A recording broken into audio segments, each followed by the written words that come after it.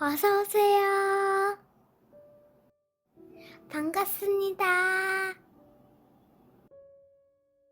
안녕하세요. 저는 결혼한 지 5년차 유부남입니다. 대학을 졸업하고 나서 대기업에서 직장 생활을 하다가 마음이 맞는 친구들과 회사를 창업하였습니다. 처음에는 많이 힘들고 어려웠지만 지금은 제법 자리를 잡고 매출도 안정적으로 나오고 있습니다. 아내랑은 소개팅으로 만나서 연애하다가 결혼하였습니다. 현재 아내는 임신 중이어서 집에서 쉬고 있습니다. 평소처럼 퇴근을 해서 집으로 갔습니다. 처제도 와 있었고 아내랑 심각하게 대화를 나누는 것이었습니다. 무슨 일이 있는 것 같아서 같이 이야기를 하려고 자리에 앉았습니다. 간단하게 요약하자면 학자금 대출은 갚아야 되는데 취업이 되질 않아서 문제라는 것이었습니다. 요즘 경제가 어렵다 보니 취업을 하는 것이 쉽지 않은 현실이지만 졸업한 지 2년이 넘었는데 지금까지도 취업을 못할 줄은 몰랐습니다.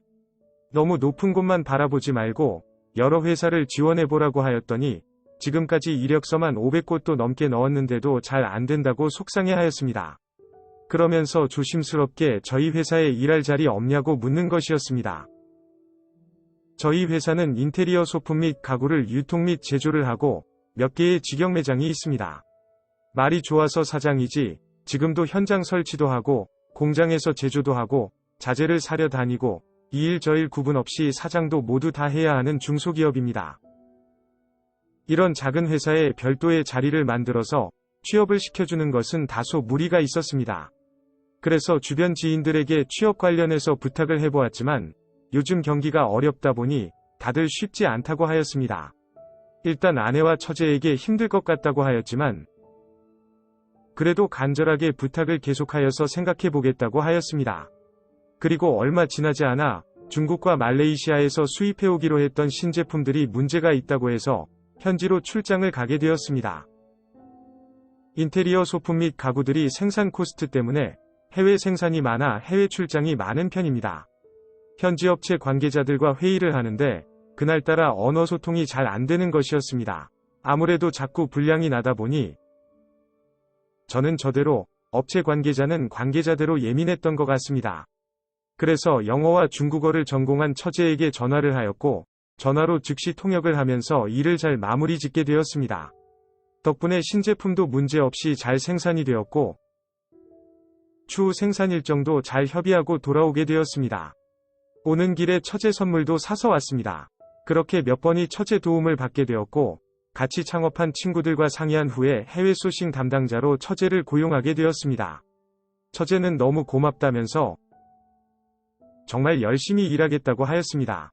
여자라고 봐주는 거 없다며 언제든지 해외 출장을 나갈 수 있으니 마음 단단히 먹으라고 하였습니다. 처제는 처음에 와서는 제조도 조금 해보고 설치도 조금 해보고 자재도 사려 다녀보고 매장에서 손님 응대도 해보면서 전반적인 회사 일들을 배우기 시작했습니다. 그렇게 2개월이 지난 후부터 해외 소싱 및 해외 업체 관리 업무를 주로 하기 시작하였습니다. 언어가 자유롭다 보니 확실히 업무 보는데 큰 도움이 되었습니다. 예상했던 대로 처제는 해외 출장도 다니게 되었습니다. 그러다 한 번은 같이 출장을 가게 되었습니다. 출장지가 우기라서 수시로 비가 많이 올 것은 예상을 했지만 생각보다 너무 많이 왔고 저희는 베트남 남쪽 지역에 약 2주간 머무르게 되었습니다.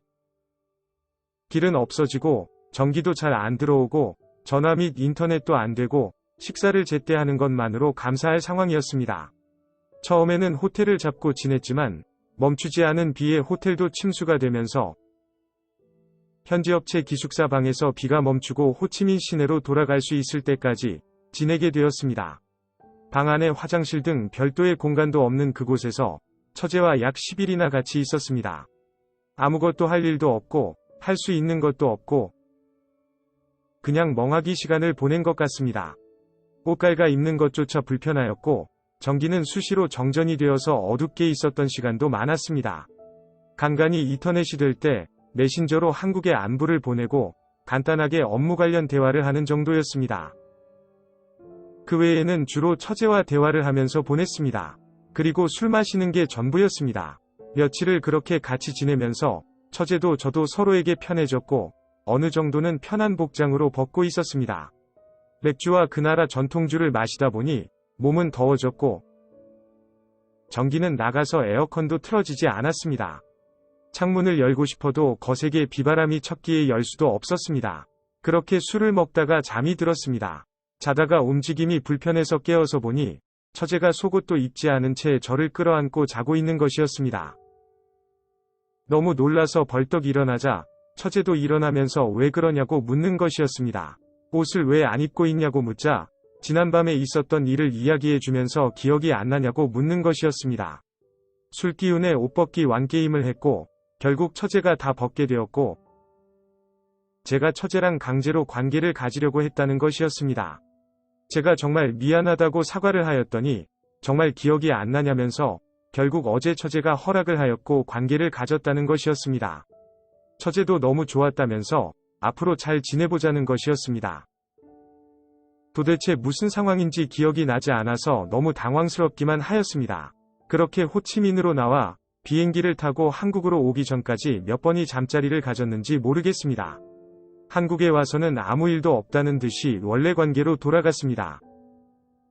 집에서는 형부와 처제로, 회사에서는 상사와 부하 직원으로 말입니다. 그 후로 출장이 잡히면 처제는 저한테 또같이 안 가냐고 묻는데 참 뭐라고 답을 해야 할지 난감합니다. 최근에는 회사 회식 자리에서 술을 먹다가 처제랑 눈이 마주쳤는데 서로 뭔가 통했는지 집에 가봐야 된다며 둘이만 빠져나와 와인 한 병을 사들고 모텔에 간 적도 있습니다. 물론 모텔에서 관계도 여러 번 가졌습니다. 처제에 대한 제 감정이 정확히 무엇인지는 잘 모르겠습니다. 그냥 같이 있고 싶고 같이 있으면 너무 행복합니다. 그렇다고 아내와 얼마 있으면 태어날 아이가 싫거나 헤어지고 싶지는 않습니다. 요즘에는 낮에 회사 메신저로 처제의 노골적인 만남의 요구와 대쉬가 오고 있는데 정리하고 거절하는 것이 당연히 맞지만 저도 처제의 저런 행동이 싫지 않습니다. 오히려 처제가 정리하자고만 할까봐 걱정이 됩니다. 어떻게 해야 할까요? 오늘의 사연은 여기까지입니다. 구독과 좋아요, 알림 설정 부탁드립니다. 긴 글을 읽어주셔서 감사합니다. 다음 사연을 시작하겠습니다. 안녕하세요. 저는 작은 카페를 하고 있는 40대 초반의 평범한 가장입니다. 6살 어린 아내와 중학생이 된 딸이 있습니다. 그날도 평소처럼 가게에 가려고 출근 준비를 하고 있었습니다. 제 옷을 준비해주던 아내가 오후에 시간이 되냐고 묻는 것이었습니다. 제주도에서 살고 있는 처제네 부부가 오기로 했다면서 공항에 같이 마중을 나가자는 것이었습니다. 몇 주 전부터 이야기했었는데 까맣게 잊고 있던 것이었습니다. 알고 있었다는 듯이 아내와 오후에 볼 약속을 하고서는 출근을 하였습니다. 오전에 서둘러서 일들을 마무리 지어놓고 알바생들에게 가게 맡기고 아내와 공항으로 가게 되었습니다. 거의 10년만 처제를 본다면서 아내는 신나 있었습니다. 처제와 쌍둥이였던 아내는 둘이서 엄청나게 싸웠다면서도 막상 못 보면 엄청 그리워합니다. 맨날 전화만 하면서 지내다가 오랜만에 보니 신날만도 합니다. 한 2주간 저희 집에서 지내기로 하였는데 이것저것 처제와 하고 싶은 것들을 나열하기 시작했습니다. 그 중에 장인 장모님 묘에 갔다가 펜션으로 여행도 가고 싶다고 하였습니다. 몇 년간 바쁘다는 이유로 여행도 못 갔고 오래간만에 처제도 보는데 여행 가자며 아내의 제안에 힘을 실어주었습니다. 10년 만에 만난 처제는 매일 보는 아내와 여전히 똑같이 생겼습니다. 성격도 취향도 비슷해서 그런지 머리 스타일이며 옷까지 비슷하게 입고 왔습니다. 오랜만에 본 동서도 이제 머리도 희끗희끗하게 올라오는 중년이 되어가고 있었습니다. 아내보다 유독 애교가 많았던 처제는 멀리 뛰어오면서 저에게 안겼고 여전히 형부가 멋지다면서 그 비결 좀 동서에게 알려달라면서 칭찬을 하였습니다. 저도 처제에게 고작 3분 차이인데도 아내보다 훨씬 더 젊고 이뻐 보인다고 칭찬을 해주었습니다. 차 안에는 아내와 처제의 수다는 끝이 없었고 집에 그 자매들을 내려주고는 동서와 집 앞 호프집에서 술을 한잔하였습니다. 이런저런 이야기를 나누다가 아내가 제안했던 여행 이야기를 조심스럽게 물어보았고, 역시 나 호탕한 성격을 가진 동서는 좋다면서 여행을 가자고 하였습니다. 그날 저녁집에서 여행 관련 이야기를 나누었고, 성격이 급한 한국 사람들답게 다음날 저희는 2박 3일로 여행을 떠나게 되었습니다. 장인 장모님 묘에 들려서 인사도 하고 한적한 곳에 있는 펜션으로 가게 되었습니다. 평일에 가서 그런지 손님이 저희밖에 없었습니다. 덕분에 바베큐장에서도 저희만 사용하다 보니 편히 술도 먹고 큰 소리로 떠들면서 즐거운 시간을 보냈습니다. 한참을 먹고 마시다 보니 저는 먼저 술이 오르기 시작했고 조용히 빠져나와 방에 들어가 잠을 잤습니다. 한참을 자고 있는데 아내가 들어오는 것을 느낄 수 있었습니다. 아내는 대충 옷을 벗고 제 옆에 안겨서 누웠습니다. 보통 술을 먹으면 귀찮다면서 잠만 자는 편인데 가끔씩 즐겁게 술을 먹거나 만취를 하는 날이면 그렇게 제 옆구리를 찌르며 잠자리를 요구합니다. 그날도 제 옆에 누워서는 저를 살살 괴롭히는 거였습니다. 술도 먹었고 피곤해서 자는 척하며 반응을 하지 않자 갑자기 바지 안으로 손을 쓱 넣는 것이었습니다. 그렇게 계속된 자극이 되었고 아내와 뜨거운 사랑을 나누기 시작했습니다. 시작하자마자 아내는 격한 반응을 보였고 옆방에 있는 처제네 부부가 들릴까봐 걱정이 되기 시작했습니다. 베개로 막아보았지만 소용이 없었고 결국 아내의 입을 손으로 막고서는 뜨거운 사랑을 나누었습니다. 아내의 격한 반응에 저도 덩달아 격해졌고 평소보다 더 뜨겁고 진한 사랑을 보여주었습니다. 그렇게 시간을 보내고 나니 화장실도 가고 싶고 목도 말라서 방에서 나왔습니다. 그런데 저희 부부의 사랑 나누는 소리를 들은 건지 우연인 건지 모르겠지만 처제네 방에서 뜨거운 소리가 들리고 있었습니다. 잠이 깨서 그런지 답답하고 더웠습니다. 밖에 나가 구름과자와 커피를 마시고 숙소 들어왔습니다. 조용해졌길래 거실에서 TV를 보다가 소파에서 잠이 들었습니다.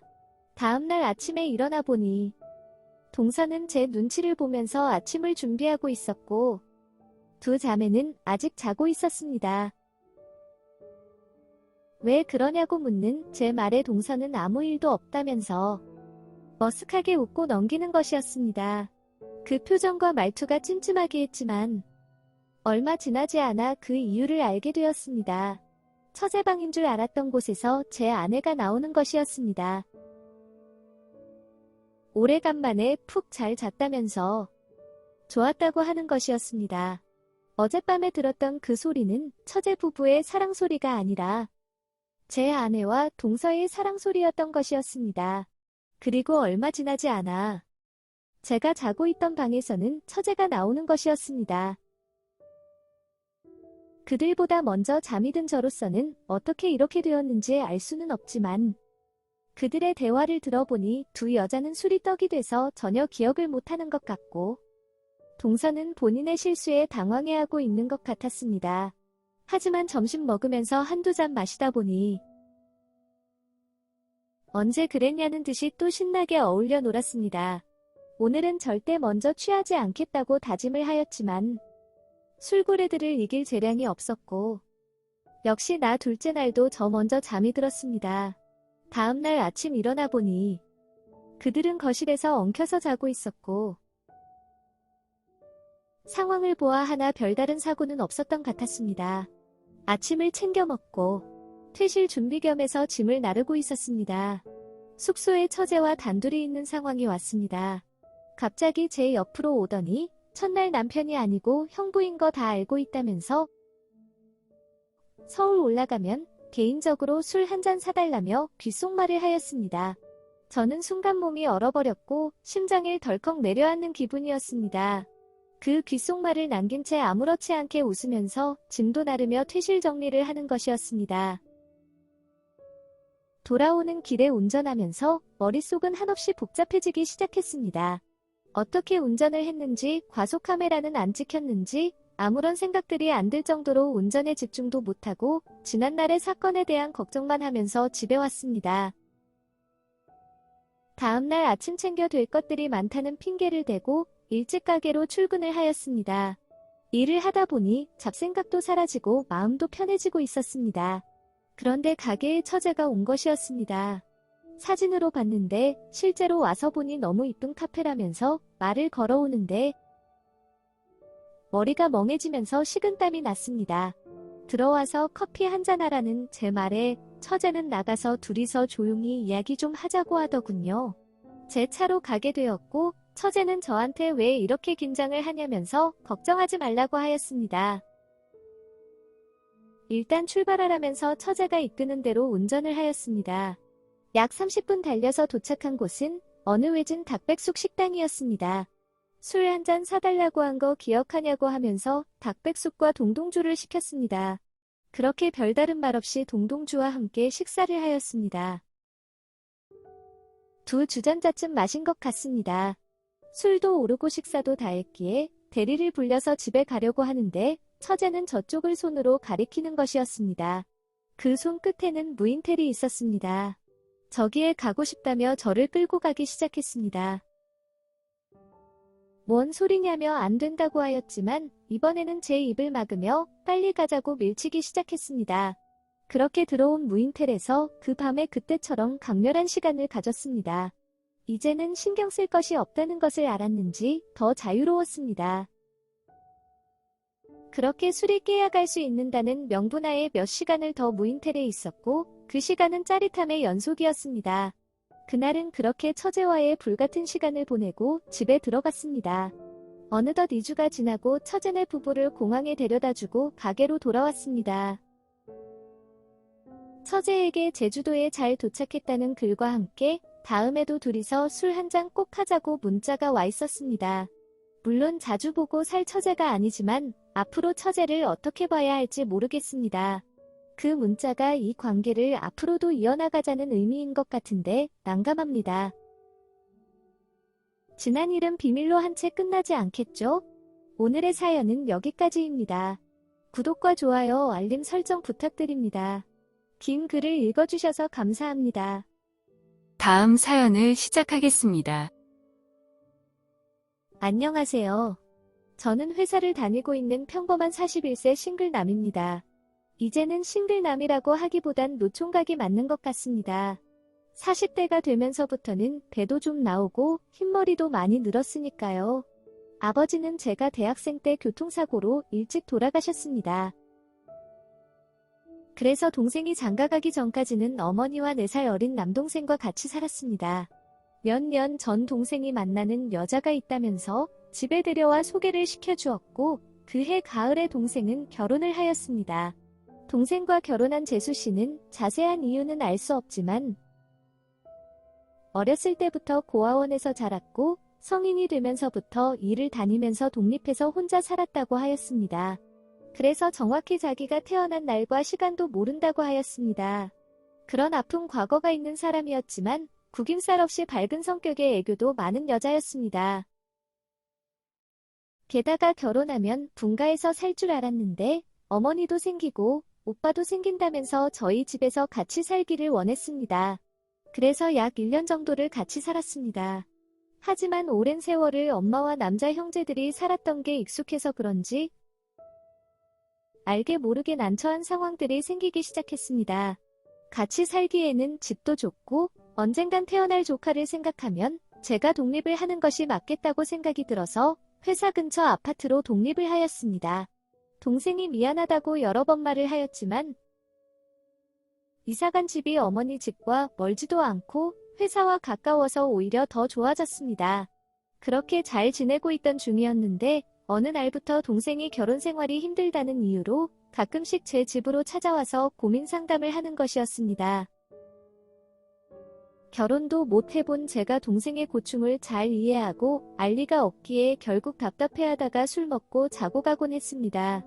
그때까지만 해도 서로 다른 삶을 살던 사람들이 만나서 부부라는 연을 맺고 사는 것인데 안 맞는 부분도 있고 그러다 보면 당연히 싸움도 있는 것이 자연스러운 것이라고 생각했습니다. 그래서 크게 대수롭지 않게 동생의 말을 흘려보내면서 술친구만 해주었습니다.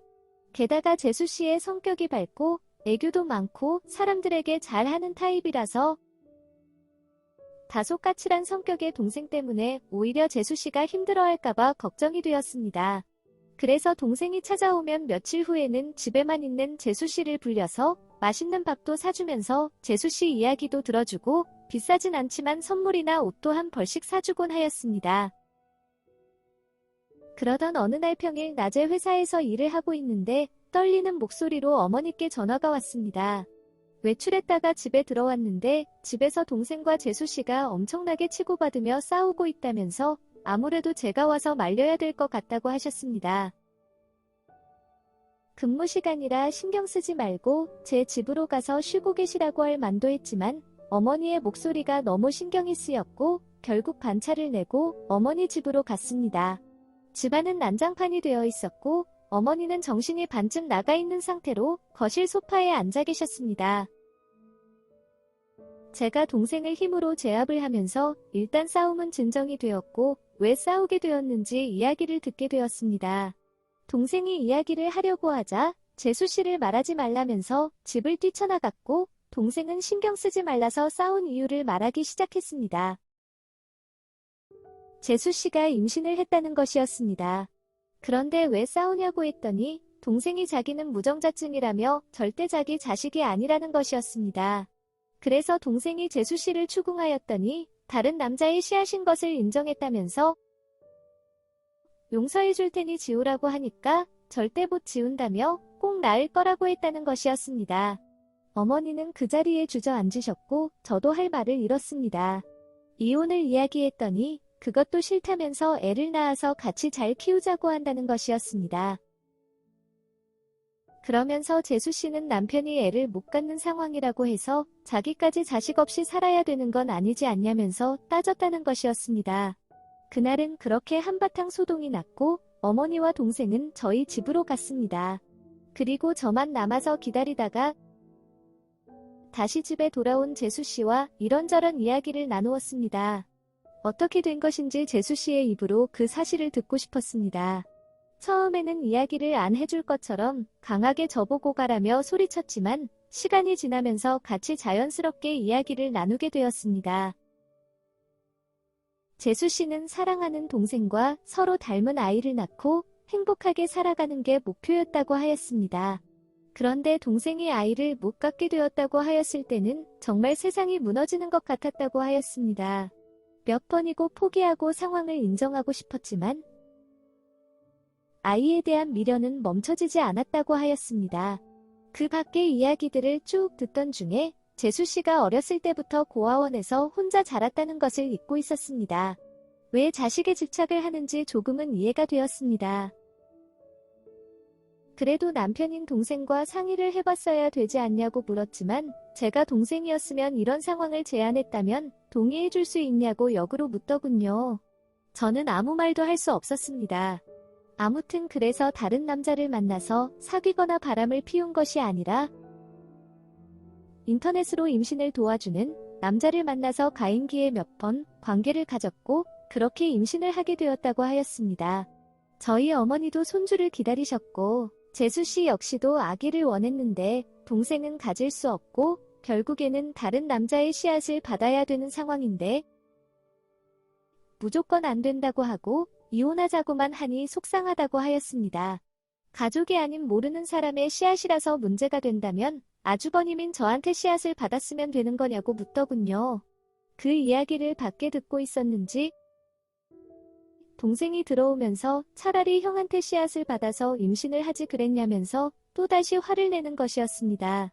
재수씨도 답답하고 화가 많이 났는지 그럼 다 정리하고 와서 저한테 씨앗 받아서 임신해도 되냐고 동생한테 물었고 동생은 차라리 그렇게 하라며 소리쳤습니다. 재수씨는 씩씩거리며 방에 들어가서 옷 가방을 싸기 시작했습니다. 당장 병원 가서 정리를 하고 제 집에 들어가서 제 씨앗을 받아 임신할 때까지 같이 살겠다는 것이었습니다. 동생은 차라리 그게 좋다면서 저보고 해줄 수 있지? 라고 묻는데 저는 도대체 이 문제가 왜 이렇게 흘려가는지 도저히 이해가 되지 않았습니다. 그렇게 한참을 실랑이를 한 후 어느 순간 재수 씨는 저희 집에 와 있고 동생은 어머니를 모시고 본가로 돌아갔습니다. 재수 씨한테 며칠 쉬면서 마음도 진정하고 동생이랑 잘 이야기해 보라고 하였더니 동생을 잘 모르는 것 같다며 저 말은 진심이라고 하였습니다. 그러면서 그날부터 합을 맞춰보자면서 씻고 나와서는 제 침대에 누워 있었습니다. 그렇게 제 집에서 지낸 지 일주일 정도가 되었습니다. 어떻게 해야 될까요? 동생과 재수 씨에게 몇 번이고 잘 이야기해 보라고 하여도 둘 다 진심이라면서 해달라고 하는데 난감합니다. 오늘의 사연은 여기까지입니다. 구독과 좋아요, 알림 설정 부탁드립니다. 긴 글을 읽어주셔서 감사합니다. 다음 사연을 시작하겠습니다. 너무나 답답하고 황당해서 급하게 사연을 보내게 된 30대 초반 여자입니다. 저를 이렇게 황당하게 만드는 것은 다름이 아니라 남편과 시부모님들이십니다. 남편은 사남매 중 막내이면서 외아들입니다. 그래서 다소 부모님께 의존하고 쉽게 순종하는 것을 알고 있었지만 너무나 사랑했기에 이해하고 결혼하게 되었습니다. 결혼한 지 2년이 좀 안 되었을 때 남편이 친구들과 놀러 갔다가 올라오는 길에 큰 교통사고가 났습니다. 급히 병원으로 달려가서 본 남편의 모습은 너무 안 좋아 보였고 살아만 있으면 좋겠다며 온 가족이 걱정을 할 정도였습니다. 3번의 수술과 오랜 기간 재활치료를 통해 지금도 불편한 부분이 있기는 하지만 어느 정도는 일상생활이 가능할 만큼 회복이 되었습니다. 저는 괜찮은데 남편이 부부관계에 관련해서 걱정이 많습니다. 그 사고 이후로 남편에게 발기부전이 왔습니다. 병원에는 트라우마 등 심리적인 요인으로 그런 것 같다며 천천히 시간을 가지고 약물 치료를 하면 괜찮아질 거라면서 긍정적인 방향을 제시해 주었지만 남편은 아니었습니다. 처음에는 제가 바람이 날 것 같다면서 걱정을 하더니 어느 순간에는 의심과 집착을 하는 것이었습니다. 불쑥 저희 회사로 찾아와 저를 보고 간다거나 제 폰에 위치 추적 어플을 설치한다거나 친구들과 만나는 자리임을 알면서도 몰래 따라와서는 합석을 한다거나 그 밖에도 제 옷의 냄새를 맡는 등 점점 심해졌습니다. 여러 번의 대화와 다툼에도 의견을 좁혀지지 않았고 제가 그렇게 욕구가 많은 편이 아님을 알면서도 몸이 외로워지면 바람을 피우게 된다면서 저를 다그쳤습니다. 결국 여자, 어른용 장난감을 구입해서 제가 남편 앞에서 주 1회 이상 해피타임을 가지는 것으로 합의를 보게 되었습니다. 정말 수치스럽고 싫었지만 남편과 이런 걸로 오해를 사고 싸우고 싶지 않았습니다. 그리고 조금만 더 시간이 지나서 남편의 발기부전이 해결이 되면 이 문제는 자연스럽게 없어질 거라고 믿었습니다. 하지만 반년이 지나도 남편의 몸은 회복이 되지 않았고 그 사이에 저는 해피타임에 적응해서 그런지 처음에 느꼈던 수치심이나 불편했던 감정은 없어졌고 나름 그 시간을 만족하며 보내게 되었습니다. 그런 제가 미웠던 걸까요? 아니면 남편의 걱정이 다르게 변화한 걸까요?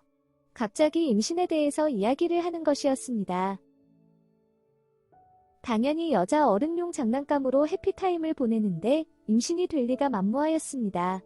저보다 6살이 많았던 남편은 자기 나이가 곧 40대가 되는데 아이를 낳아야 되지 않겠냐고 하는 것이었습니다. 남편이 말이 맞다고 공감은 하지만 현실적인 문제가 해결되지 않은 상태에서 제가 남편의 아이를 임신한다는 것은 거의 불가능에 가깝습니다. 남편도 모르는 것이 아닐 텐데 왜 저런 말을 꺼내는 것인지 이해하기가 어려웠습니다. 남편의 집안 스토리와 상황을 풀면서 이야기를 시작했습니다. 손이 귀하고 독자이고 학렬 등 여러 이야기를 하면서 결론은 더 늦기 전에 아들을 낳아야 한다는 것이었습니다.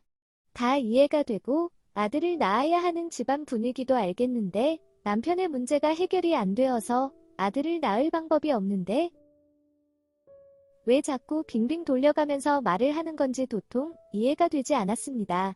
한참을 뜸을 들인 남편 입에서 나온 말은 방법은 하나뿐이라는 것이었습니다. 바로 시아버지한테서 씨앗을 받으라는 것이었습니다. 정말 너무나 황당한 남편의 말에 할 말을 잃었습니다. 한참을 멍하게 쳐다보는데 나름의 논리로 저를 설득하려고 노력 중이었습니다. 말도 안 되는 소리라면서 못 들은 걸로 하겠다고 하였지만 계속 제 주변을 따라다니면서 말을 하였고 제가 다 들어주지 않으면 멈추지 않을 것 같아서 어떻게 할 생각인지 드러나 보자고 하였습니다. 시험관 시술로 하기에는 시아버지의 씨앗으로 가능한지도 모르겠고 확률도 낮고 여자도 많이 힘들다는 것이었습니다. 그래서 자연임신으로 하는 게 어떻겠냐고 물어보는 것이었습니다. 제가 하도 어이가 없어서 자연임신이면 시아버지랑 관계를 가지라는 거냐고 물었더니 남편은 가임기일 때만 한 달에 2번 정도만 하면 된다고 하는 것이었습니다. 진심으로 미친 사람인 줄 알았습니다. 그게 진심으로 가능하다고 생각하냐며 소리를 질렸더니 남편은 시부모님들은 동의를 하셨다면서 저만 마음의 결정을 내리면 된다고 하였습니다. 저를 설득하려고 몇 번만 날짜 잘 맞춰서 하면 쉽게 임신이 되지 않겠냐고 하지만 저렇게까지 하는 사람들인 것을 보니 만약에 딸을 낳게 된다면 아들을 낳을 때까지 계속하자고 할 것이 뻔한 상황이었습니다. 남편은 괜찮다면서 별거 아니라는 식으로 자꾸 말을 하길래 그러면 저희 부모님한테도 남편이 말해서 허락을 받아보라고 하였습니다. 허락을 받아오면 저도 생각을 해보겠다고 하였더니 장인 장모님께 그 허락을 어떻게 받아오냐며 화를 내었습니다. 남편 본인이 생각해도 말이 안 되는 일이라는 것을 스스로 증명한 셈입니다. 그 허락 못 받아오면 난 무조건 반대니까 설득하려고 하지 말라고 하였습니다. 그날 이후 하루가 멀다 하고 시어머니께 안부전화를 가장한 설득 전화가 오기 시작했고 보약이며 상품권 선물까지 보내주셨습니다. 그 보약을 보는데 얼마나 소름이 돋아오르던지 남편이 보는 앞에서 전부 하수구에 버렸습니다. 남편이 미쳤냐면서 화를 내었지만 내가 미친 게 아니라 당신네 가족들이 다 미친 거라면서 왜 우리 부모님한테 허락을 안 받아오냐고 물었습니다. 도저히 말 못하겠으면 지금 내가 전화해서 이야기해준다고 하였더니 대꾸도 안 하고 방으로 들어가 버렸습니다. 보약 사건 소식을 들으셨는지 아무렇지 않게 똑같은 보약을 다시 보내셨습니다. 결국 참다 도저히 안 될 것 같아서 제 짐을 다 챙겨서 친정집으로 이사했습니다. 갑자기 온 저를 보시며 친정 부모님들께서 걱정을 하셨지만 그동안 있었던 일들을 들으시더니 당장 이혼하라면서 팔팔 뛰셨습니다. 아직 나이도 어리고 혼인신고도 안 했는데 뭐하려 그런 집안에서 그런 일까지 겪으면서 살 필요가 없다고 하셨습니다. 저도 요번 일을 겪으면서 남편에 대한 정이 다 없어진 상황이었습니다. 이사한 그 주말에 남편이 친정집으로 찾아왔고 나름 설득을 하려고 저희 부모님께 설명을 하였지만 저의 아버지한테 뺨만 맞았습니다. 그러시면서 도저히 이해도 용납도 안 되니 헤어지라고 하셨습니다. 저는 마음의 정리가 다 되었으니 남편 보고도 그렇게 하라면서 정리가 다 되면 그때 다시 찾아오라고 하셨습니다. 그날 이후로 남편과 시부모님 연락을 받지 않았고 미안하다는 사과와 함께 다시는 그런 무리한 요구를 하지 않을 거라고 장문의 편지도 받았지만 저는 그런 말도 안 되는 제안을 생각을 하고 허락 및 진행을 하려고 한 그 집 식구들을 이해하고 같이 살아갈 자신이 없습니다. 그렇게 간 이후로 몇 주가 지났는데도 친정집으로 찾아오지 않길래 얼마 전 평일 낮에 친정아버지와 함께 신혼집으로 가서 미처 못 가지고 온 제 물건을 전부 챙겨서 왔습니다. 그리고 재산도 신혼집 월세가 남편 앞으로 된 것을 고려해서 현금 자산도 절반을 나누어서 남편의 계좌로 보내주었습니다. 그러자 이렇게까지 꼭 해야겠냐며 연락이 왔고 장난 아니라고 하면서 이제 남남이라고 하였습니다. 결혼을 하면서 청약 등 여러 상황을 고려해서 혼인신고를 안 한 것도 결혼하는 시점에 남편이 모아놓은 돈과 제가 모은 돈이 비슷해서 나이 대비 너무 적게 모아둔 것이 아닌가 싶었는데 이것들이 이렇게 도움이 될 줄은 몰랐습니다. 헤어지는 마음의 결심이 서기까지 너무 힘들었지만 앞으로는 좋은 날만 있을 거라 믿습니다. 결혼 참 쉽지 않은 것 같네요. 오늘의 사연은 여기까지입니다. 구독과 좋아요, 알림 설정 부탁드립니다. 긴 글을 읽어주셔서 감사합니다. 다음 사연을 시작하겠습니다. 안녕하세요. 저는 회사 다니고 있는 30대 싱글남입니다. 다니는 회사가 자율 출근제를 하다 보니 출퇴근에 여유가 있는 편입니다. 그래서 취미로 금요일 퇴근과 동시에 캠핑을 다니기 시작했습니다. 그렇게 다닌 지 벌써 2년이 좀 넘어가고 있습니다. 처음에는 친구들과 어떻게든 시간을 맞춰서 같이 갔습니다. 하지만 야근에 자율 출근제를 하지 않는 친구들이다 보니 시간을 맞추는 것이 생각보다 힘들었고 또 사람마다 취향이 다르다 보니 같이 가는 캠핑이 항상 즐겁지만은 않았습니다. 그래서 어느 순간부터는 혼자서 캠핑을 다니기 시작했습니다. 그날도 금요일이었습니다.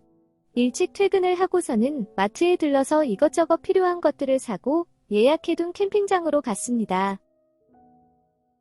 조금 외진 캠핑장이어서 가는데 시간이 많이 걸리긴 했지만 조용히 혼자만의 힐링을 할 것을 생각하며 즐거운 마음으로 갔습니다. 도착을 해서 보니 역시나 저 혼자밖에 없었습니다. 캠핑장 지기에도 물어보니 오늘은 예약 손님이 저밖에 없다면서 시설을 편하게 쓰라고 하였습니다. 이것저것 설치를 끝내고 조용히 차 한 잔을 마시면서 쉬고 있는데 다른 손님들이 오는 것이었습니다. 혼자서 즐기는 조용함과 힐링이 끝나는 것 같아서 아쉽긴 했지만 또 캠핑의 재미 중에는 처음 보는 사람들과 음식 등을 나눠 먹으면서 노는 것도 있기에 좋기도 하였습니다. 처음에는 남자 2명, 여자 1명 이렇게 온 것 같았는데 시간이 지나면서 일행들이 계속 오면서 총 몇 명이나 왔는지 세어보지 않았습니다. 약 10명이나 되는 대인원이었기에 그들끼리 재미나게 노는 것 같았습니다. 여러 개의 텐트를 치고 늦게까지 술을 마시면서 놀았습니다. 캠핑장 지기가 다른 손님인 제가 있으니 시간도 늦었고 조용히 해달라고 그 일행들에게 부탁을 하였지만 저에게 와서는 오랜만에 모이는 동창회라면서 이해해줄 순 없냐고 물었습니다. 신경 쓰지 마시고 편하게 노르시라고 하였더니 괜찮으시면 같이 놀자고 하였지만 제가 여울릴만 분위기나 자리가 아니었습니다. 그래서 저 혼자 시간을 보내다가 잠을 자려고 누웠습니다. 한참 동안 시끌시끌했지만 조용해지면서 잠이 들려고 하는데 20대 중반 되어 보이는 한 여성분이 제 텐트 안으로 들어오는 것이었습니다. 다짜고짜 저한테 키스를 하면서 옷을 벗기 시작하였고 정신을 차리라고 하였지만 다른 사람의 이름을 부르며 제 옷도 벗기는 것이었습니다. 제가 그 사람이 아니라고 재차 말을 하였지만 좋으면서 튕기지 말라며 계속 제 위로 올라탔고 그렇게 예상치 못한 시간을 보내게 되었습니다. 그 시간을 보낸 후에는 제 옆에 누워서 잠이 들었습니다. 저도 어찌할지 몰라서 한참을 고민하다가 일단 저만 옷을 입고 누워서 잠을 잤습니다. 다음 날 아침 그 여성분이 일어나서 당황해하는 것을 느낄 수 있었습니다. 하지만 제가 일어난다면 더 민망해할 것 같아서 조용히 자는 척을 하였습니다. 옷을 챙겨 입고 나가는 것 같았습니다. 저도 잠이 다 깨어버려서 일어나 지난밤에 어지럽혀진 텐트 안을 정리를 하였습니다. 그 후 나와서 씻으려 세면장으로 가는데 그 여성분을 만났습니다. 엄청 당황해하는 여성분의 표정을 보면서 저는 아무것도 모르는 척 인사를 하면서 지나갔습니다. 어제 나는 잠들어 있었고 내가 내 텐트에 들어와서 잤는지 무슨 짓을 했는지 모른다는 표정으로 말입니다. 점심때쯤 되니 그 일행 중 몇몇은 돌아갔고 몇몇은 남아서 하루 더 캠핑을 하는 것 같았습니다. 그런데 확실히 캠핑 초보들인지 장비도 부족하고 경험도 부족해 보였습니다. 몇 번을 저에게 와서 물어보고 장비들을 빌려갔습니다. 낮에 근처 계곡에서 발을 담그고서는 근처 마트에서 필요한 물품을 더 사서 제 텐트로 돌아왔습니다. 그런데 텐트 안에 어제 그 여성분이 있는 것이었습니다. 무언가를 찾다가 제가 들어와서 깜짝 놀랐습니다.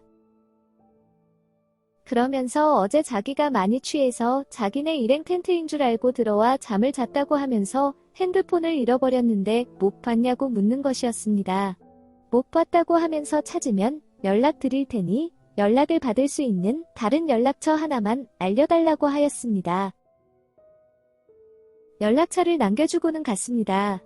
혹시 어제 일로 따지거나 경찰에 신고한다고 할까 봐 엄청 걱정하였는데 다행이었습니다. 좀 쉬다가 저녁을 준비를 하는데 그 일행들이 합석해서 같이 놀자고 찾아왔습니다. 먹을 것도 많이 남았고 도움도 많이 받았다면서 저녁을 준비해준다는 것이었습니다.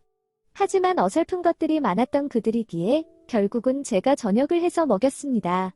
그러고는 같이 술도 한잔하였습니다. 어제는 10명도 넘은 대인원들이 있어서 정신이 없을 정도로 시끌시끌했는데 여자 4명만 남아서 그런지 한결 조용한 것 같았습니다. 그 중에는 대학원생도 있었고 이제 막 직장 생활을 시작한 분도 있었습니다. 어쩌다 보니 인생 선배로서 이런저런 조언도 해주고 고민 상담도 해주게 되었습니다. 그리고 그 중에는 저희 회사 후배도 있었습니다. 물론 다른 팀이기에 그날 처음 본 사람이었습니다. 적당히 술도 오르고 친구들끼리 있는데 너무 오래 있으면 민폐인 것 같아서 제 텐트로 돌아오게 되었습니다. 그 후로 그들은 술을 더 마시는 것 같았습니다. 저는 텐트로 돌아와 씻고 영화를 보다가 잠이 들었습니다. 꽤 잠을 잔 것 같은데 누군가가 저를 깨우는 것이었습니다. 어제 불쑥 찾아온 그녀였습니다. 왜 그러시냐고 물었습니다. 저는 빤히 쳐다보며 정말 어제 일 기억 안 나요? 라고 묻는 것이었습니다. 그러고서는 저의 반응을 보더니 다 기억하네. 모르는 척하는 거 맞네 라고 하는 것이었습니다. 조용히 고개를 끄덕였고 어제 일을 사과하려 왔다고 하였습니다. 그녀는 어제 술을 많이 먹어서 큰 실수를 저질렀다며 용서해달라고 하였습니다. 저 역시도 미안하다고 사과를 하였습니다. 그러면서 맥주랑 안주 가지고 왔는데 한 잔 더 하자고 하는 것이었습니다. 제가 술을 잘 못하긴 하지만 왠지 그 맥주는 안 먹으면 나중에 두고 후회를 할 것 같아서 같이 마셨습니다. 핸드폰을 찾았냐고 물었지만 아직도 못 찾았다면서 아무래도 새로 바꿔야 될 것 같다고 하였습니다. 그러면서 제 폰을 보여달라길래 주었더니 연락처를 찍어주면서 앞으로 자주 연락하면서 지내자는 것이었습니다. 그러면서 중간중간 오빠라고 불려주는데 세상 가슴이 설레고 기분도 좋았습니다. 가져온 맥주를 다 먹고 헤어질 시간이 다 되었는데 갑자기 저에게 키스를 하는 것이었습니다. 이유는 잘 모르겠지만 저에게 자꾸 마음이 간다면서 저를 안아주는 것이었습니다. 그러면서 오늘도 여기서 자고 안 되냐고 묻길래 편한 대로 하라고 하였습니다. 그날은 그렇게 키스 정도만 하고 손만 잡고 누웠습니다. 심장이 터질 것처럼 뛰었고 잠을 잘 수가 없었습니다. 새벽쯤 그녀도 제 심장 소리가 너무 크게 들려서 잠을 잘 수가 없다며 제가 너무 귀엽다고 하면서 가볍게 뽀뽀만 해주고는 자기네 텐트로 돌아갔습니다. 그렇게 잊지 못할 캠핑을 끝내고 집으로 돌아왔습니다. 요번 캠핑에서 돌아오는 길은 평소와 다르게 아쉽고 허전했습니다. 재충전을 하고 온 것이 아니라 가슴 한편이 텅 비어온 것 같았습니다. 그렇게 낙담을 하면서 이것저것 짐을 정리하다 보니 그녀의 핸드폰을 제 캠핑박스에서 찾게 되었습니다. 이것을 핑계 삼아 그녀를 다시 한번 꼭 만나야겠다는 생각이 들었습니다. 그래서 용기를 내어 받아두었던 다른 친구에게 연락을 해주었고 약 10분 뒤에 전화를 받게 되었습니다. 그리고 내일 저녁에 퇴근하고 만나기로 하였습니다. 저는 최선을 다해서 멋을 부리고 나갔고 서울에 만난 그녀는 너무 이뻐 보였습니다. 그리고 보자마자 사귀자고 고백을 하였습니다. 저도 지금 왜 그랬는지 모르겠지만 그때는 고백이라도 하지 못한다면 평생 후회할 것 같았습니다. 그런데 그녀도 너무나 당연하다는 듯이 바로 제 고백을 받아주었고 제 여자친구가 되었습니다. 몇 개월쯤 지나서 물어보니 폰 받으려 나오는 날 본인도 엄청 꾸미고 나온 거라면서 제가 고백을 안 했으면 본인이 저에게 고백할 생각이었다고 하였습니다. 뭐라고 설명할 순 없지만 갑자기 찾아온 그녀를 너무 사랑하게 되었습니다. 그날 이후에도 저는 꾸준히 캠핑을 다니고 있지만 그전처럼 혼자서 하는 캠핑이 아닙니다. 항상 사랑하는 여자친구와 같이 다닙니다. 그리고 저희는 내년쯤에 결혼을 생각하고 있습니다. 그날 그 맥주를 같이 마시길 참 잘한 것 같습니다. 아마 안 마셨다면 지금까지 후회하고 있겠죠? 오늘의 사연은 여기까지입니다. 구독과 좋아요, 알림 설정 부탁드립니다. 긴 글을 읽어주셔서 감사합니다. 구독과 좋아요 꾹꾹 눌러주세요. 꾹꾹. 알림 설정도 꾹꾹 눌러주세요.